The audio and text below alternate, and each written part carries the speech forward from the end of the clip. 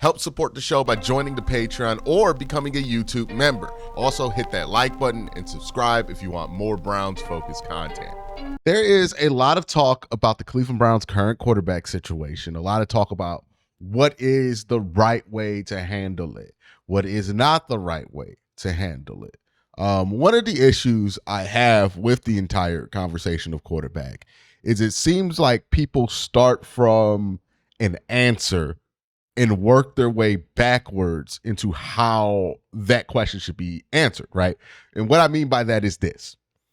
People will judge if the Browns did a good job handling the quarterback competition by the person who wins it.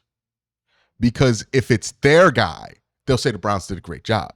Or they'll reluctantly say the Browns' hand was forced to do the right thing or whatever justification people come up for, right?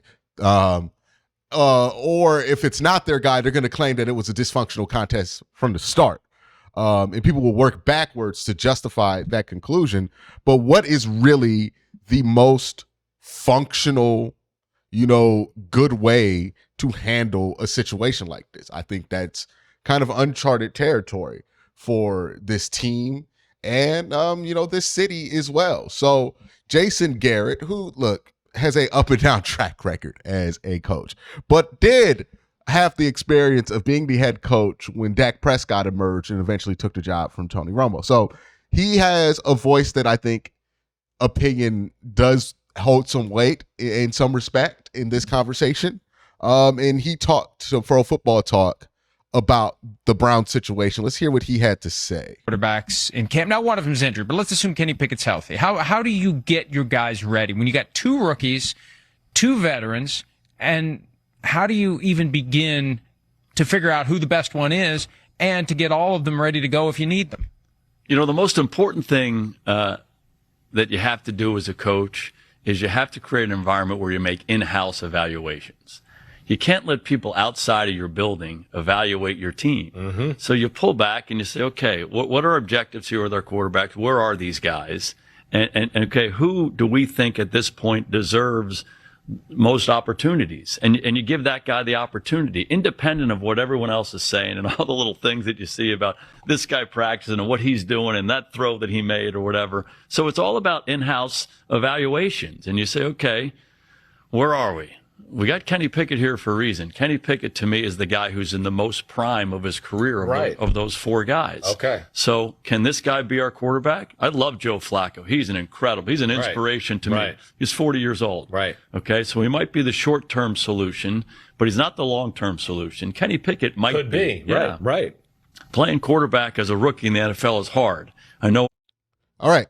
So it's interesting, right? Because, look, that sounds a lot like what I've been saying, right? Where you have to look at this quarterback room. You have to evaluate why it is that people are there and what role there is to serve, right? Joe Flacco is the most qualified, but he is the guy that you are the least confident in being able to finish a season because of his age. Jason, he just called him a short-term solution. Then you have Kenny Pickett, who I think is going to appeal to most coaches, right? And you could tell by Jason Garrett, he understands the appeal of Kenny Pickett, much like Kevin Stefanski probably understands the appeal of Kenny Pickett. And like any coach in Kevin's situation, or most coaches in Kevin's situation, would understand the appeal of Kenny Pickett, which is this is a guy who's should be in the prime of his playing career, who gives you a chance to start 17 games, and there's some untapped potential there for you to get some upside. Now, how you feel about Kenny Pickett individually, well, that's going to be up to the individual person. Me personally, not a fan. I got posts going back years talking about this guy's a third-round pick. I compared him to Colt McCoy. He's a backup. I've made my opinion known about how I feel about Kenny Pickett. I don't think he's a good quarterback. But I understand the appeal to a head coach in that situation. And that's kind of how I think Kevin's going to view it. Let's continue to listen. In recent years, a lot of guys have done it and done it well, but it's hard to do. So to ask those two young guys to come in and say, okay, you're going to be our quarterback right now, Right. It seems to me that you have to let those guys prove it to you. You have to give them an opportunity, but it takes a special guy. You draft him in the 3rd round. You draft the other guy in the 5th round. You didn't draft him with the 4th pick of the draft. It's not that kind of a situation. So to me, I'm not in the building, but when you look at the logistics of the quarterback group that they have, it's like, give Kenny Pickett a shot to do this. Right. Understand that we have Joe Flacco right there. He might be the best option. Yeah. You got to get him ready, and then you got to try to get the young guys going as much as you can and see if they can grab onto it where they deserve more. But the biggest thing is, that is word for word what I've been saying on the show. And look, I did not watch this video before we played it, but that is word for word what I've been saying on this channel. And that's coming from an NFL head coach. You know, that's coming from somebody who has done this. That's coming from somebody who started Dak Prescott, right? When Dak Prescott blew him away. And I think that's the model that every coach would be following in this moment. You can say what you want about Jason Garrett. He's not a Hall of Fame coach. Nobody's going to make it up to be. He's not, like, his word isn't gospel, but he is at least been a competent coach in the NFL. So it's not like they got, like Eric Mangini, who's never been successful as a head coach, giving you head coaching advice. This is somebody who was a successful head coach, went to the playoffs a ton, has a decent enough resume that you should kind of listen to what he says. And he has experience with this specific situation. This is the way to handle it. They're going to give Kenny Pickett every opportunity to prove that he could be the guy, because that's the guy that they want to be the guy. Not because they think he is so extremely talented, but just because he has the age and the upside, depending on how you feel about Kenny. Again, I'm not one of these upside Kenny Pickett believers, but there are certainly people who do believe this. There's a reason he won the 1st round. I'm just not one of those people. If the Kenny Pickett, you can imagine upside because he's young enough, and you can imagine that he could be a 17-game starter. And that's the guy that you've really got to figure out, can he do this? You know what you got in Joe Flacco. And in the young guys, you give them opportunity to play and practice against 2nd and 3rd team and maybe occasionally against the 1st team. But the priority isn't to get these guys out there because they're a 3rd round pick or a 5th round pick. If Dylan Gabriel, God forbid, was a 1st round pick, yeah, I understand. They had to play him. I'd be right with you. If Shedeur Sanders was a 1st round pick, you got to play him. You got to play him. Can't mess around. The issue with this situation, and if you pay attention to people who complain about it, right, especially on the Shedeur side of it, what you will find is people complaining about this situation, talking about this situation as if Shedeur Sanders is guaranteed the same privileges of a 1st round pick. Because in their mind, Shedeur Sanders is still a 1st round pick. Nothing has changed. If you are a Colorado fan, right, and you came and you thought that Shedeur Sanders' Colorado body of work was a 1st round body of work, and then you believe that the reason he didn't go in the 1st round was pure conspiracy, then by the NFL, GM's ownership, all that, like that's what the standard belief is. And you come to Browns camp, you're going to come to the expectation that Shedeur Sanders is a 1st round pick who just happened to go in the 5th round, right? But nothing should change because he fell. But that's just not the reality of it. Regardless of how you feel about Shedeur's body of work at Colorado, regardless of how you feel about Shedeur's draft slide and how justified it was, I'm not even on the side of thinking that his draft slide was justified. But the reality is he's a 5th round pick now, which means he has to live with 5th round pick rules and 5th round pick expectations. And the fact is, we are not talking about any other quarterback getting 1st team reps that was drafted in the 2025 draft other than Shedeur Sanders. And he's a 5th round pick. I have not heard word of if Cam Ward is getting 1st team reps. I'm pretty sure he is. He's the number 1 pick of the draft. I don't know if Jackson Dart is getting 1st team reps right now. There's been no conversation of it. Tyler Shuck, is he getting 1st team reps? He was drafted pick 40. Pick 40. I don't know if he's getting 1st team reps, right? Is Jalen Milroe getting 1st team reps in Seattle? I doubt it. I highly doubt it. But all of a sudden, we get to the Browns at pick 144 with Shedeur Sanders. And all of a sudden, people talk about the Browns as if they're as if they're dysfunctional for not giving a 5th round pick first team reps in July. Like, how is that dysfunctional? Where is that the standard for a 5th round pick to get first team reps? And you could say he's lighting it up at practice, but hell, you can light it up at practice, be a 5th round pick, and still not get first team reps. We literally saw this with Dorian Thompson-Robinson during training camp 2 years ago, where he was lighting it up. He wasn't getting first team reps. Now, he had Deshaun Watson at the time, but he wasn't going to get first team reps over Jacoby Brissett. The Browns are handling this like most other teams would handle this. The Browns are handling Shedeur Sanders like most other teams would handle a 5th round pick. I think the name being bigger than a normal 5th round pick changes things for some people. But the reality for the Cleveland Browns is not changed. This dude is a 5th round pick. And if you start to look at this through that lens, you're going to not be surprised by what happens. But I think that's a reality that people have still not come to cope with is, hey, he's a 5th round pick, which means he's going to have to live through some 5th round pick stuff. And not getting first team reps, I mean, it's not even a guarantee you make the team as a 5th round pick. Now, I think Shedeur will. I don't think the Browns would cut him. That would make no sense. They traded up for him. But think about that, right? Like 5th round picks get cut and people are out here demanding that a 5th round pick gets starter reps.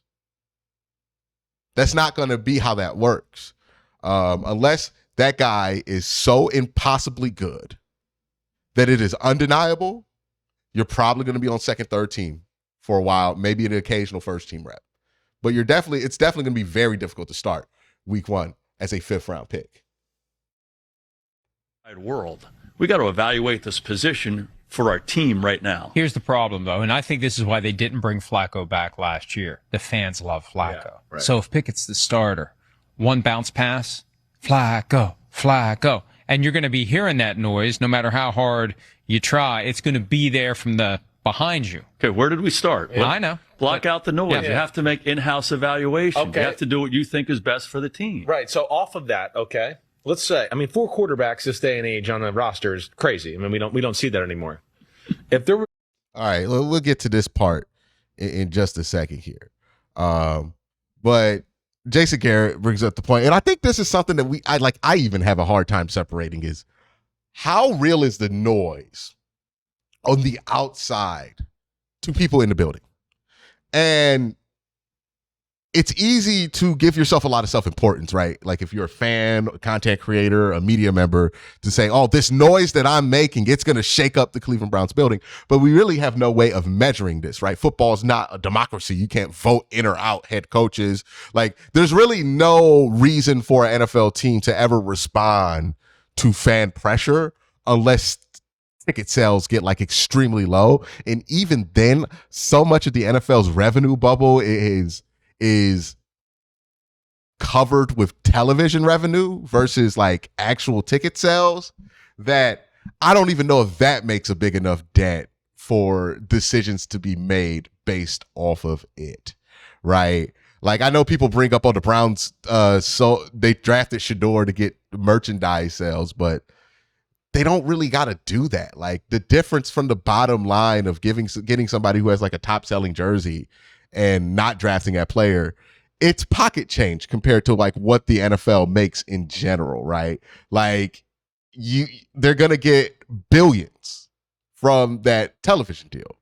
So it's hard really to tell how much outside pressure really matters to an NFL team because there's no reason for an NFL team to respond to it, and there's no way to really measure it, right? Sometimes, I get charged up about an issue and my ego gets really big and I'm thinking, oh man, this is going to force the Browns to do something. But in reality, I don't know, right? And Jason Garrett's talking about it. You got to block out the noise. And I even know when I talk to guys who played in the NFL like Tyvis Powell, he makes it very clear that like, hey man, it's real easy to not pay attention to all of that. It's way easier than people think, right? There are times where it gets a little iffy, but it's way easier than people think. And whenever you talk to like guys who are playing in the NFL, while they're playing in the NFL, it's always fascinating to see how disconnected they are from like the loop of what's going on in the league. Like when you watch these top 100s, right, that are voted on by the players, there are always some rankings there that feel a little jank. And that's because these players aren't as tapped in as you think they are, right? They play football. They're tapped into playing football and they're tapped into their team. But around the league in general, conversations that fans are having, they're not really tapped into that. So while it is for us, people who are tapped in, people who watch stuff about the Browns, it's real easy for that noise, that pressure to feel real to us. I wonder how easy it is to feel that pressure inside that building itself to players and coaches who have no incentive to really be tapped in on this stuff at all. So, yeah, it's easy to say the fan pressure is going to be crazy. The fans are going to be chanting for Flacco. And that's something that a player's going to feel, right? Like we saw that when we booed Deshaun after he got his Achilles torn. That really affected the locker room. But the fact that caught the locker room off guard is another kind of piece of evidence that tells you that they aren't connected to how fans are feeling, right? Because I remember before that game talking and making it very clear that it was obvious that Deshaun Watson would get booed in a situation like that. It was obvious like 3 weeks before that game. You could go back and watch my videos before that game. Like I literally was like, hey, if something happens, he's going to get booed and it's going to be disgusting. Right. But nobody saw it coming. And I thought it was the most obvious thing to see coming. And that just kind of tells you the strength of that bubble that players live in when they're blocking out the outside noise. That's what they're talking about. It's talking about living in a bubble. And we can argue if that's a good or bad thing, but that's what they're talking about. So yeah, like how hard is it to penetrate that bubble? And maybe things like the fans cheering for Flacco, if Kenny Pickett's in there, is part of the reason like Flacco ultimately gets cut because they don't want that bubble to be burst like that. And maybe that's why they didn't bring back Joe Flacco last year. But that's something to think about, right? How easy is it for this pressure to really be felt by the team? Because I think we have a tendency as fans to overestimate just how much influence we can have on the situation. Because if you really think about it, they don't have to listen. And it's not a good thing, but they don't really have to. There's no incentive for them.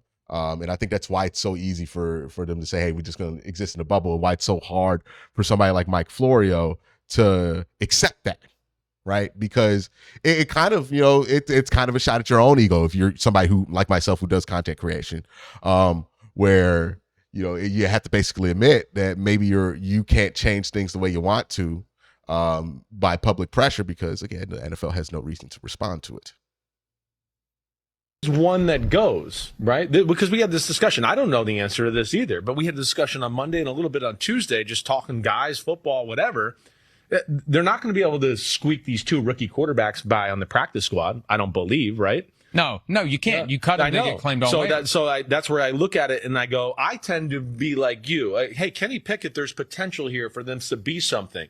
But if there's an odd man out, I kind of think it's Joe Flacco if they have to cut it to 3. He thinks it might be Kenny Pickett, listen, maybe. I'm starting to agree with you, though, because you can't have Flacco in the building if Pickett's... Joe Flacco if they have to cut it to 3. He thinks it might be Kenny Pickett, maybe. I'm starting to agree with you, though, because you can't have Flacco in the building if Pickett's the guy you're going to try to ride with. You can't have Flacco there because the fans love him. It's why they didn't re-sign him last year. So just how do you see that playing out? I'm not trying to put you on the spot, but it's still just, it's football talk here. Let's pull back. Yeah. Let's pull back. It's the most important position in all of sports. Right.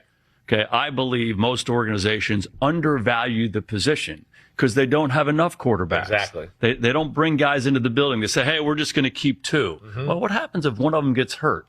Right? You have some young guy who's not ready to be the third, let alone ready to be the backup, let alone ready to play. Yeah. Right? So to me, I'm for more quarterbacks rather than less. Right. Because things happen. If one of these guys gets hurt, Kenny Pickett's out right now with a hamstring. Right. All of a sudden, that changes the dynamic of the situation.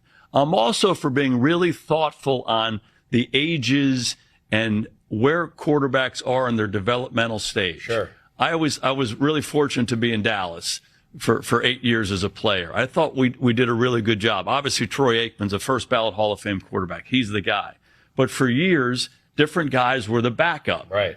Steve Berline, Bernie Kosar, Kosar, right. Rodney Peete came in, Wade Wilson came in, Right. and I'm the third guy all throughout that. And then I got a chance to be the backup. But the idea was, let's create an amazing environment for the starting quarterback, Troy Aikman.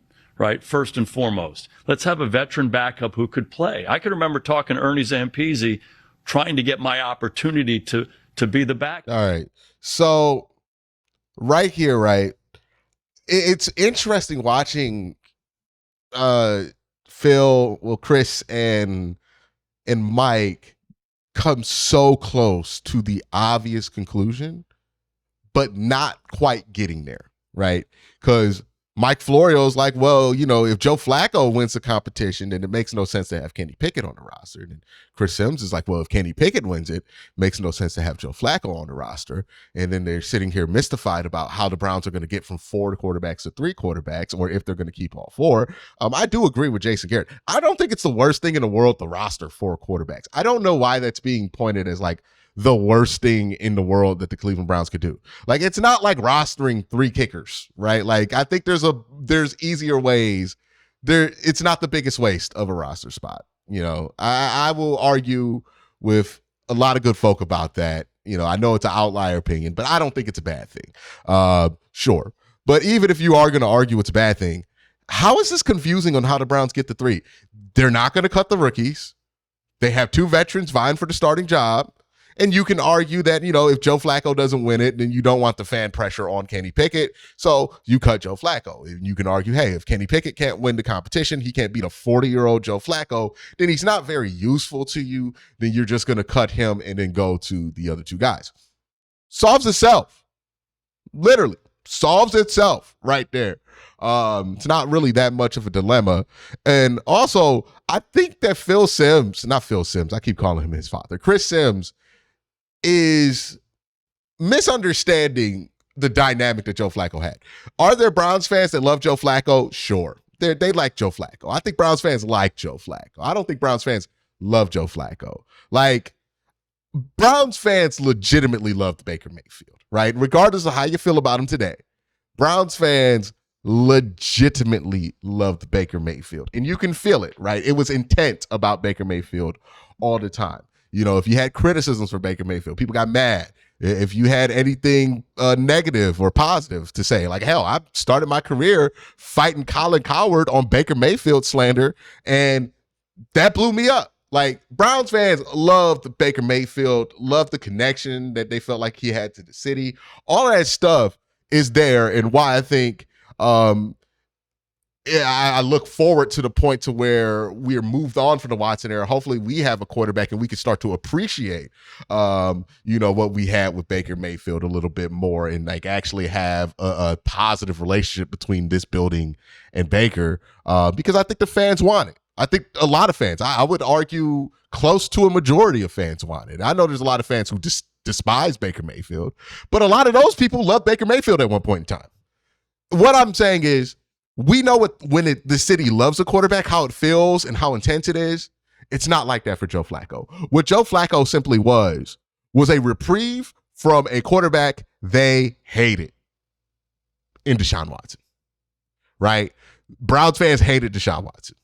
Hate Deshaun Watson to this day, right? Like, he's like number 2 to Art Modell in most hated Browns, like, honestly. So Joe Flacco was a reprieve from that. And I think that's why it feels like people love Joe Flacco. No, what you were actually feeling was they hated Deshaun Watson. And now look, Browns fans don't like Kenny Pickett. That's pretty clear. I could talk all kind of crazy about Kenny Pickett, and very rarely am I going to find somebody willing in the comment section to come back at me or push back on it, which I think is fine. Like, it's Kenny Pickett. But I don't think Browns fans hate Kenny Pickett to the extent that they hate Deshaun Watson. So I don't think it's going to be as intense as it would have been with Deshaun Watson. Like, the reason you couldn't bring in Joe Flacco when Deshaun was here was not only did fans appreciate Joe Flacco, they fucking hated Deshaun Watson. Like, they might not like Kenny Pickett, but they don't hate Kenny Pickett. And I think, it's a livable situation with both of them on the roster. I don't think it's going to get as bad. I think people are misunderstanding what that dynamic was last year. It could have literally been anybody behind Deshaun Watson in 2023. They would have became a folk hero if they would have had that same run. Not because of who they are, but because they're not Deshaun Watson. I mean, shit, this city fell in love with Jameis Winston last year. Why? Because he wasn't Deshaun Watson. Like that, it's that simple. It's really that simple. If you were not the Jacoby Brissett, dog, we fell in love with Jacoby Brissett. Why he's not Deshaun? If you are not Deshaun Watson, you got a chance to be successful with this fan base. Okay? Like, that's just what it is. It's more about how much they hate Deshaun than actually love the person that they're praising right now. Right? That's what it's about. So if you look at it that way, you understand that I don't think Joe Flacco is that much of a threat to Kenny Pickett's peace of mind if they're both on the roster together. Because I think all of a sudden Browns fans will start to have more reasonable opinions about Joe Flacco when he's not juxtaposed of Deshaun Watson. When he's juxtaposed to Kenny Pickett, I think people would be willing to be a little bit more reasonable. But if he's juxtaposed from Deshaun Watson, then nobody's going to be reasonable because like most of this fan base hated Deshaun Watson and still does hate Deshaun Watson. I think that's what they're missing from that conversation. But it is fascinating to see, what is a competent way to handle this quarterback situation. And it seems like the way I've been talking about it, the way that the Browns have been talking about it, might be the competent way to handle the situation. You guys let me know what you think in the comment section down below. Y'all have a great day. Have an even better night. Peace.